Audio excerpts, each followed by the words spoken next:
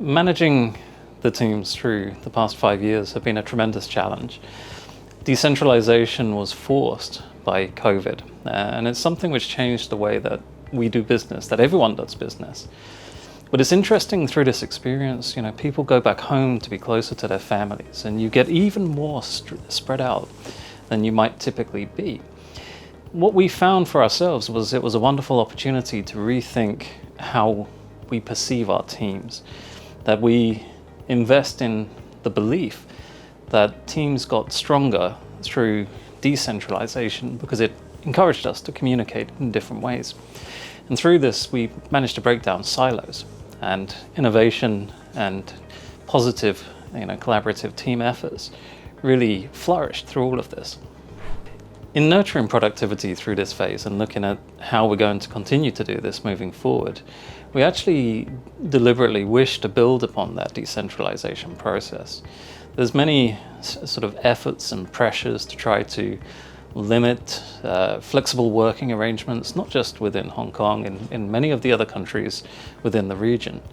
But we had such wonderful success. It wasn't easy, it was a journey. We had to work out how to make it work effectively, but we went through that. And we're out the other side now, and we have teams that actually are very comfortable working across multiple different countries with people in multiple different countries. Not necessarily, we could be in Hong Kong working on Philippines, we could be in Singapore working on New Zealand or Australia. It's a wonderful thing, really. So taking that and learning to build upon that has been a wonderful lesson that we've learned. Yeah, the launching of the MIQs has been just a terrific experience, actually. We're benefited with having visibility of such different economies and different power markets. They operate in different ways. They have different ambitions for decarbonization, which means that the context for all of these is very different. And so, we've been forced to a certain degree by our competitors that are, trying to leverage AI to produce quick insights.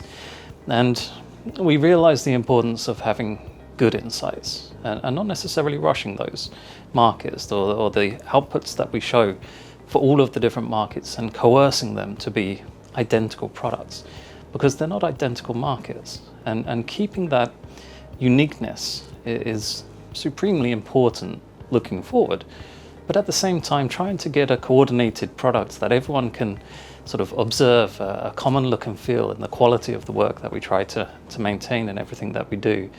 It's been an interesting experience, and we're still on that journey. It will take us time as we continue to explore more markets, but we're enjoying that. The regional differences that we face on a daily basis define us. We work within an exclusively complex region. I mean, that's an interesting choice of words, but the Southeast Asia context, each and every country is very different from the other one. And that is a complex challenge for a business to work through and to survive through. And many of our competitors over the years, they've learned the challenges in doing that. But it's also this complexity and our ability to pick and choose insights from across the different regions, because we work in such a decentralized manner, that helps us to stay relevant and on top of these markets. And so this decentralization and the complexity of the region, it's hard, but it's going to continue to shape us, I think.